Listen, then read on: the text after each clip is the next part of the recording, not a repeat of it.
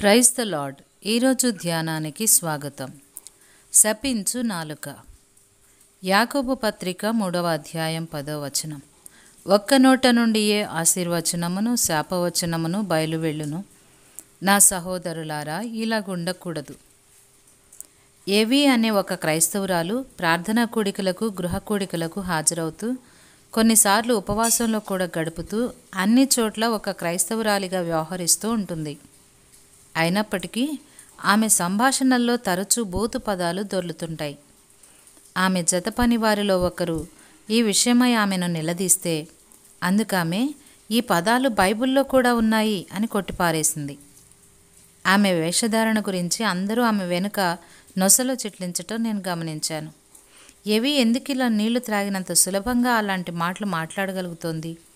ఎందుకంటే తన నాలుకను సాధు చేయటానికి ఆమె పరిశుద్ధాత్మకు అవకాశం ఇవ్వడం లేదు. ఈ విషయమై యేసు సహోదరుడైన యాకోబు ఇలా వివరిస్తున్నాడు. ఏ నరుడును నాలుకను సాధు చేయనేరడు.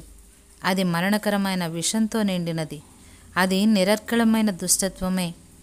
దీనితో తండ్రి అయిన ప్రభువును స్తుతింతుము, దేవునితోనే దేవుని పోలికగా పుట్టిన మనుషులను శపింతుమని యాకోబు పత్రిక 3వ అధ్యాయం 8-9 వచనాల్లో చూస్తాం. వ్యర్థమైన సరసమైన లేక బూతు మాటలు మాట్లాడటం అంటే దేవుని బిడ్డగా ఉండే ఆధిక్యతకు దూరం కావడమే. అనేక కారణాల వలన ప్రజలు వ్యర్థమైన మాటలు మాట్లాడుతుంటారని నేను అనుకుంటున్నాను. అందులో మొదటిది, తమ మాటల్ని వ్యక్తీకరించటానికి తగినన్ని వ్యాకరణ పదాలు వారికి తెలిసి ఉండకపోవటం. అందుకు వారు కొన్నిసార్లు తమను తామే తిట్టుకుంటారు.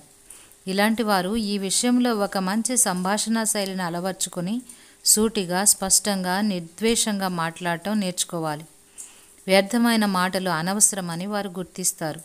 రెండవదిగా, తామున్న స్థితిలోని ఒత్తిడి నుంచి ఉపశమనం పొందటానికి వ్యర్థమైన మాటల్ని ఒక ఉపశమన విడిదిగా వారు ఎంచుకుంటారు.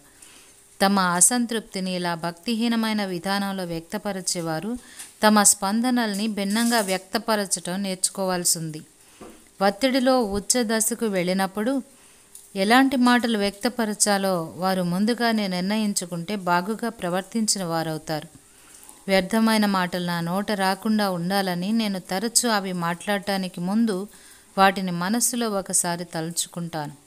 నా కాలికి ఎదురు దెబ్బ తగిలినప్పుడు, ఒక విలువైన వస్తువును పగలగొట్టినప్పుడు, కాగితాల్ని పోగొట్టుకున్నప్పుడు, డ్రింకు ఒలికిపోయినప్పుడు, భరించలేని వ్యక్తి ఎదురైనప్పుడు, లేక మరేదైనా విసుగు కలిగించే పరిస్థితి ఎదురైనప్పుడు నేను వ్యర్థమైన మాటల్ని యథేచ్ఛగా వాడేదాన్ని. ఇలాంటి సమయాల్లో దేవునికి మహిమ కలిగించే పదజాలాన్ని వాడక వ్యర్థమైన పదాలని వాడటం ఒక బైబిల్ టీచర్గా నాకు ఇబ్బంది కలిగించేది. అప్పుడు ఈ విషయాన్ని ప్రభువుకు ప్రార్థనలో నివేదించేదాన్ని. ప్రభువా, లూకా సువార్త 6వ అధ్యాయం 45లో చెప్పబడిన సజ్జనుడు తన హృదయమను మంచిదనిధిలో నుండి సద్విషయాల్ని బయటికి తెచ్చును, దుర్జనుడు చెడ్డ ధననిధిలో నుండి దుర్విషయాల్ని బయటికి తెచ్చును.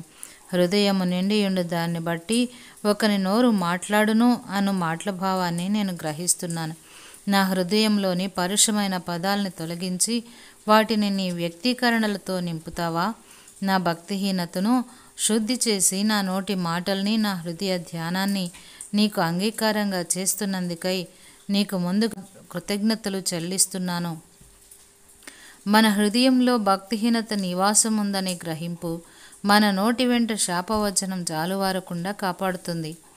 కానీ వాస్తవానికి అది నా హృదయం నుండే జాలువారుతుంది. దేవుడొక్కడే ఒకని హృదయాన్ని శుద్ధి చేయగలడు. ఒకవేళ మీరు వ్యర్థమైన మాటలతో ఇబ్బంది పడుతుంటే మీ హృదయాన్ని, మనస్సుని శుద్ధి చేయమని దేవుని వేడుకోండి. మాటలు హృదయం నుండి వచ్చే పదాలు అని గుర్తుంచుకోండి. వ్యర్థమైన ఆలోచనలు పడద్రోయాలనే మానసిక క్రమశిక్షణని మనం అభ్యసించి మన అంతరంగ పురుషునికి, ఇతరులకు కూడా జీవం కలిగించే మాటల్ని వాడాలి. ప్రియ స్నేహితులారా, ఈరోజు ఈ విధంగా తీర్మానం చేయండి.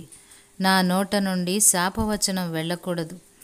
నేటి నుండి నా నాలుకను దేవుని అధికారానికి అప్పగిస్తున్నాను. దేవుని కృపను బట్టి ఆయన నామమునకు ఘనతను తెచ్చే మాటలనే నేను మాట్లాడతాను.